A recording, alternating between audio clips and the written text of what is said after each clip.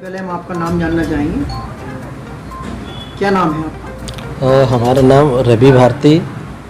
रवि जी, किस वार्ड से आप चुनाव लड़ रहे हैं और किन मांगों को लेकर चुनाव लड़ रहे हैं? किस मैदान में चुनाव लड़ रहे हैं? हम वार्ड नंबर 6 से प्रत्याशी के रूप में आ रहे हैं। वार्ड नंबर 6 में आपने ऐसी क्या मूलभूत समस्याएं देखी जो चुनाव मैदान में आपको आना पड़ा? देखिए, इससे पहले हम पहले भी चुनाव में आए थे और जनता ने हमें बहुत आशीर्वाद और बहुत सहयोग करके हमें वोट में पहुंचाया है। और हम एक 6 वर्ष का कार्यकाल भी हमने छावनी परिषद बबीना में पूरा किया है। देखा जाए जैसा कि जब आप वार्ड में जा रहे हैं, सक्रिय हैं, जब जाते हैं वार्ड में, तो ऐसी मूलभूत समस्याएं क्या आती हैं? देखिए, छावनी परिषद समस्याएं कैंट की होती हैं, जैसे रोडों का निर्माण, नालों का निर्माण, सफाई की व्यवस्था होनी चाहिए।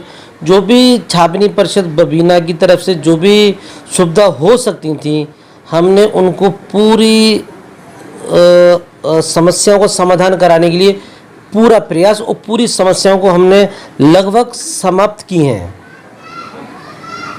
आप मेरे प्रश्न को समझे नहीं।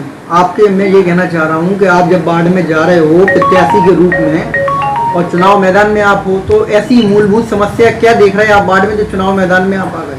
देखिए, जो मूलभूत समस्याएं थी, पहली बात तो हमने 90% तक तो उन समस्याओं को ख़त्म करा दिया है अपने पिछले कार्यकाल में।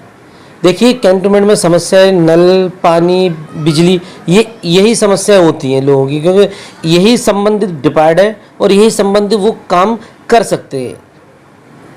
लगभग देखा जाए तो आपके वार्ड में इस समय जनसंख्या क्या हो रही होगी और कितने मतदाता इस बार मैदान में आकर अपनी बहुमत वोट देंगे? देखिए, हमारे पिछले चुनाव में लगभग 3400 वोटिंग थी। इस बार हमारे वार्ड में 1180 है। अभी वोट बढ़ने का अभी प्रोसेस है। अभी देखिए, 1-2 दिन में और वोट बढ़ सकते हैं, शायद 1200 भी हो सकते हैं वोट। जब आप वार्ड में इतनी सक्रियता के साथ कार्य कर रहे हैं, सबको देखते हैं, तो यदि अगर आप चुनाव में जीतते हैं तो क्या क्या ऐसे मूलभूत जो कार्य होंगे सबसे पहले आप कराएंगे? देखिए, मूलभूत सुविधा के लिए तो आप हमारे वार्ड में सर्वे कर सकते हैं। हमने इतने ऐतिहासिक कार्य किए हैं, शायद अभी तक वो कार्य नहीं हुए हैं। जैसे रोड, ऐसी अभी 50 साल से 60 साल से ऐसी रोडें थी जहां कैंटोनमेंट की तरफ से एक ईंट और एक गिट्टी का अभी मतलब काम नहीं हुआ था।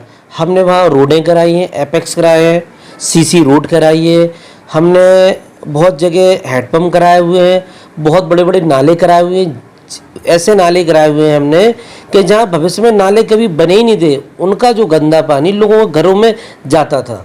और आज वो नाले ऐसे हैं कि अगर आप जाके सर्वे कर लें, 6 से 7 8 साल होने जाने उस नालों को, उसमें अभी तक एक पत्थर गिरने का भी काम नहीं हुआ है। इस संघर्ष भरी जो भी कार्य आपने कराए हैं और जनता के बीच में इतने आप प्रतिष्ठित हैं, तो जनता से क्या कहना चाहेंगे आगामी चुनावों को लेकर और क्या संदेश जाएगा आपका? हम तो, ये हमारी जनता नहीं है, ये हमारा परिवार है और परिवार में हमने सेवा करने का पूरा कार्य किया है। और हमारा प्रयास यही रहा है कि कोई किसी भी समय आ जाए हमारे पास, तो हमने उसकी सेवा और मदद करने का पूरा प्रयास किया है हमने। शिक्षा योग्यता क्या है इस समय आपकी और क्या क्या कार्य रहेंगे? देखिए, शिक्षा योग्यता तो हमारी कुछ ज़्यादा है नहीं विशेष, क्योंकि हम शुरू से ही हमारी रुचि खेल में रही है। तो खिलाड़ी आदमी क्या है, अधिकांश पढ़ने में थोड़ा सा हमारे ख्याल से कमजोरी होते हैं, तो हमने पढ़ाई को ना करके हमारा खेल के ऊपर आकर्षण थोड़ा ज़्यादा था। आपने बताया ना कि खेल में जो आपने विजय पत्र प्राप्त की, हम चाहेंगे कि आज सारे दर्शक आपकी उस वाणी से। देखिए, मैं लगातार 3 नेशनल खेले हैं मैंने। पहला नेशनल मेरा 2004 में हल्द्वानी में हुआ था। दूसरा नेशनल मेरा 2005 में श्रीनगर जम्मू कश्मीर में हुआ था। और तीसरा नेशनल मेरा पंजाब में हुआ था, मलेरकोटला में। आज इस बाड़ी नहीं सभी तक आपका क्या संदेश जाएगा युवा साथियों तक अपने खेल के प्रति को लेकर, और भी बाढ़ वालों व परिवार जो आपने कहा अपना परिवार मानते हैं, जैसे आप उन तक भी आप एक संदेश पहुँचाएं मीडिया के माध्यम से। देखिए हम तो हमारे परिवार से यही कहेंगे, आप ऐसे व्यक्ति को चुनिए। हम ये नहीं कहते कि आप हमें चुनें, आप ऐसे व्यक्ति को चुनिए जो आपके समय पर, आपके बुरे समय पर आपके साथ कंधे से कंधा मिला के खड़ा रहे, हम हो या अन्यथा कोई भी हो, जो आपकी पूर्ण रूप से सेवा कर सके। ये नहीं कि चुनाव आता है तो बहुत से लोग आ जाते हैं, लोभ देते हैं, लालच देते हैं, हर प्रकार से वो चाहते हैं कि हम विजय प्राप्त करें, और क्या है ना कि फिर उसके बाद लोग मिलते भी नहीं हैं। इसकी बहुत सारे आप सबको भी पता होगा कि चुनाव के लिए जब लोग आते हैं तो बहुत कहते हैं कि हम 15-15 लाख भी देंगे, नौकरियां भी देंगे, लेकिन उसके बाद फिर ज़मीनी स्तर पर सेवा करने के लिए कोई नहीं आता है। फिर लोग परेशान होते हैं कि यार आज हमारा मेंबर होता, हमारे साथ होता तो कम से कम वो हमारे साथ थाने चल सकता था, हमारे साथ हॉस्पिटल चल सकता था, क्योंकि जो जनप्रतिनिधि होता है वो जनता की सेवा के लिए होता है।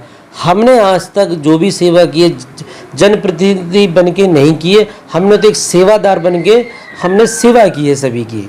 ये जो वोटर जो रह गए हैं, जिनने वोट डाली थी अगली बार, इस बार नहीं डाल पा रहे किसी कारण, उनके लिए क्या संघर्ष रहेगा आपका? हाँ देखिए, हमने प्रयास किया था 2018 या 19 में कि ये जितने भी अनऑथराइज वोटर हैं ये वोटर हो जाए। एक हमारे वार्ड में एक ऐसी पॉकेट है कि जिससे लगभग 50 से 100 परिवार उसमें मतलब सही कैटेगरी में आ सकते हैं। तो हमने उनके लिए प्रयास किया था कि वो वैलिड हो जाए, क्योंकि उसमें कुछ 2 ऐसे परिवार हैं जो उसमें वैलिड हुए हैं। तो क्या हुआ, जो हमारे विपक्षी लोग थे तो उन्होंने नाम बढ़ ना जाए उसके लिए उन्होंने आपत्ति लगाई, जिस कारण से अभी तक वो नाम नहीं बढ़ पाए, और उसके साक्ष्य हमारे पास हैं। समय आने पर हम वो साक्ष्य भी आपको उपलब्ध करा देंगे। धन्यवाद।